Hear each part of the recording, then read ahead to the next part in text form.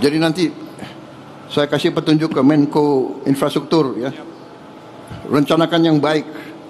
Trans Sumatera Railway, Trans Kalimantan Railway, Trans Sulawesi Railway. Kemudian nggak usah khawatir apa itu ribut-ribut wush. Saya sudah pelajari masalahnya. Tidak ada masalah. Saya tanggung jawab nanti wush itu semuanya. Indonesia bukan negara sembarangan. Kita hitung, nggak ada masalah itu. Ya.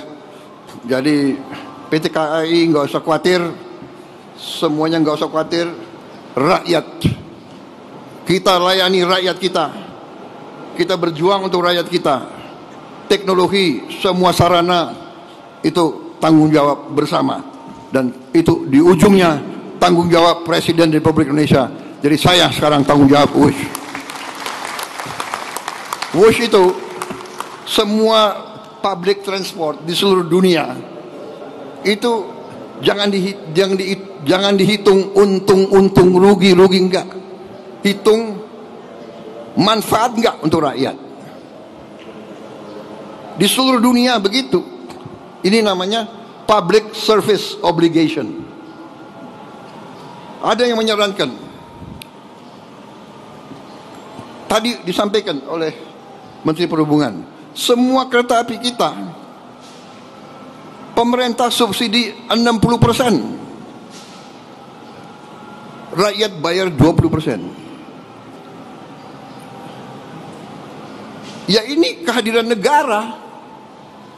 Ini kehadiran negara. Dari mana uang itu? Uang itu dari uang rakyat. Uang itu dari pajak. Uang itu dari kekayaan negara. Makanya kita harus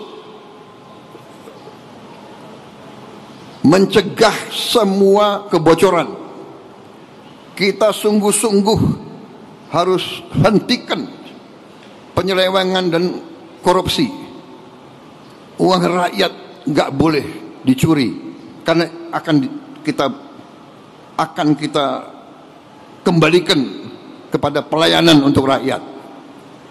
Jadi jangan khawatir, saya sudah sampaikan semua.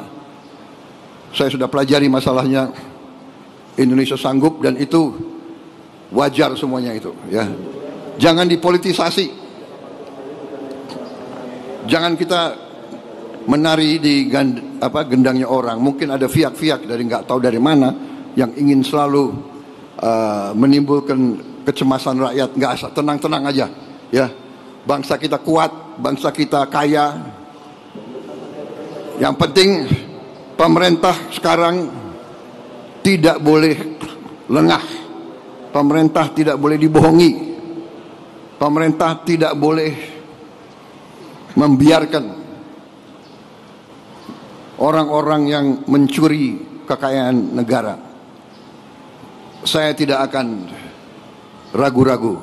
Bersama tim saya, kita buktikan bahwa kita akan menghemat, kita akan menyelamatkan, kita akan mencari semua sumber-sumber kekayaan. Dan kita akan kelola dan kita akan kembalikan untuk kesejahteraan rakyat. Saya kira itu dari saya. Saudara-saudara, selamat. Menteri Perhubungan, terima kasih.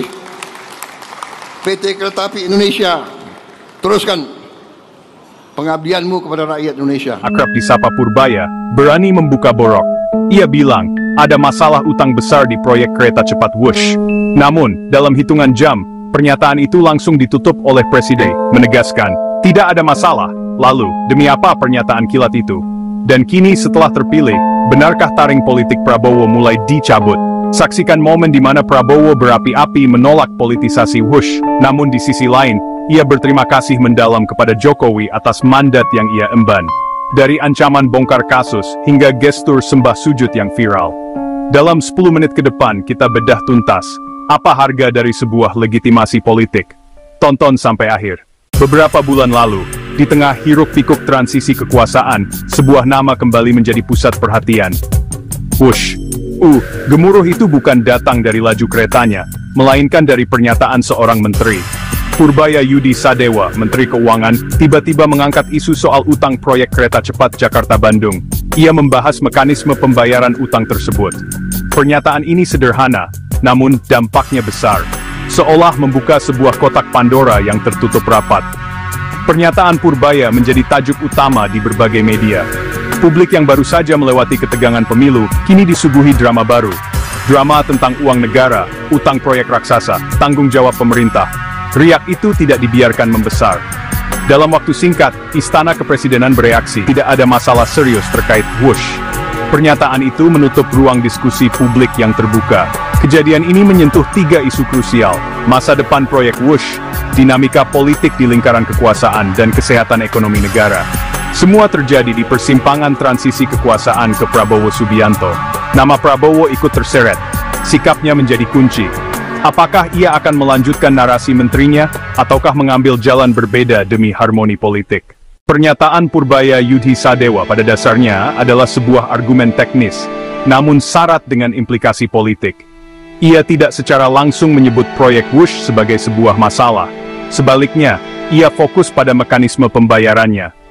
Menurut Purbaya, seperti dikutip Detik News, penyelesaian utang kereta cepat seharusnya dilakukan oleh Danantara, sebuah entitas yang mengelola aset negara.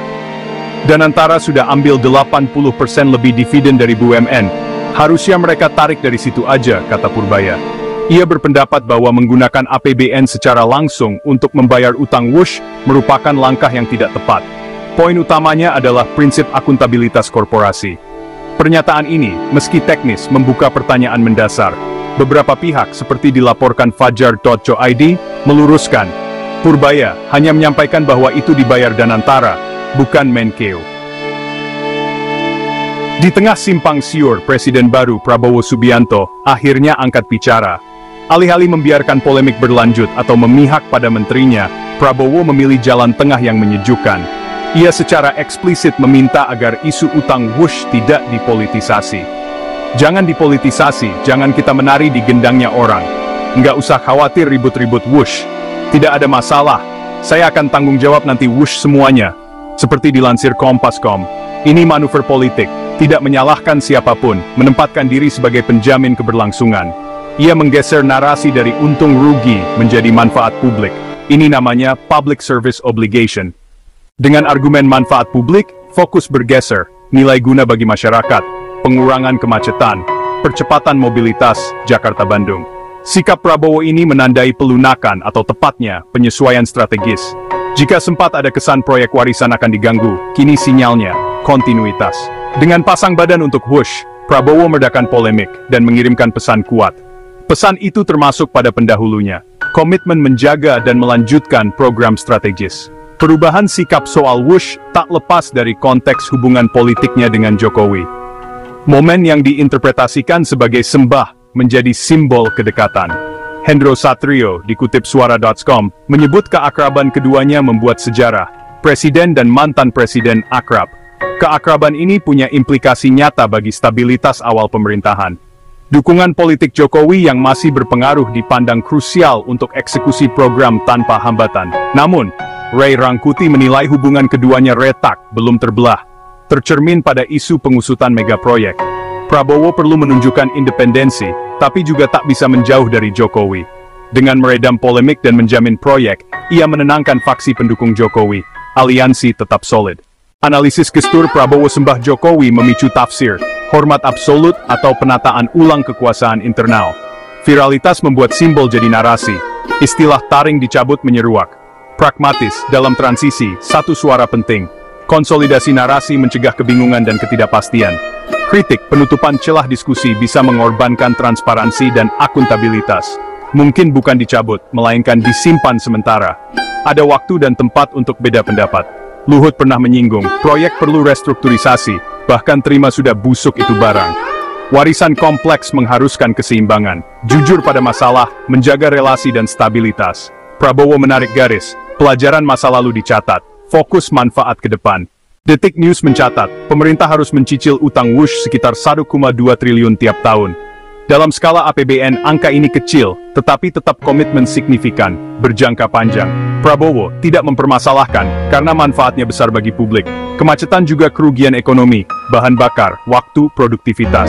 Opsi pembayaran lain, peran Danantara dan dividen BUMN, lebih sehat ketimbang APBN langsung. Namun risiko BUMN nyata jika pendapatan tak sesuai. Restrukturisasi menjadi kunci keberlanjutan. Apakah taring dicabut atau strategi matang? Stabilitas awal versus hak publik untuk tahu dua kutub yang mesti ditimbang. Hush, bayar 1,2 atau per tahun, jangan dipolitisi, fokus manfaat, opsi pembayaran non-APBN, restrukturisasi. Setuju atau tidak, sampaikan pandangan Anda di kolom komentar, masa utang Hush dan peran Prabowo Jokowi. Subscribe, like dan aktifkan lonceng agar tak ketinggalan analisis berikutnya.